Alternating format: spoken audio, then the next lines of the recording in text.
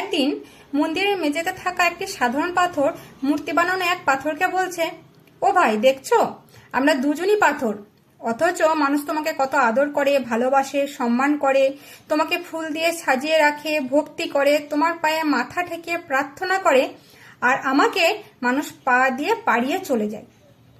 তখন মূর্তির পাথরটি মেঝেতে পড়ে থাকা পাথরকে উত্তর দিল, আজ হয়তো তুমি আমাকে দেখছো, মানুষ আমাকে ফুল দিচ্ছে, পুজো করছে, কিন্তু যেদিন আমাকে লোহার যন্ত্র দিয়ে খুঁচিয়ে খুঁচিয়ে রক্তাক্ত করে এই মূর্তিতে পরিণত করেছে, সেই কষ্ট বলার মতো ভাষা আমার কাছে নেই। আমি সেদিন সহ্য করেছিলাম বলেই আজ মানুষ আমাকে ফুল দিচ্ছে, পুজো করছে, আর তুমি সাধারণ পাথরের মতো দিন কাটাচ্ছ। তো এই ছিল আজকের গল্প। গল্পটা থেকে আমরা কি শিখলাম বলো তো? গল্পটা থেকে আমরা এটাই শিখলাম যে যতই কষ্ট হোক না কেন, আমাদের কাজ আমাদেরই করে যেতে হবে। সম্মান একদিন ঠিকই পাওয়া যাবে। ধন্যবাদ।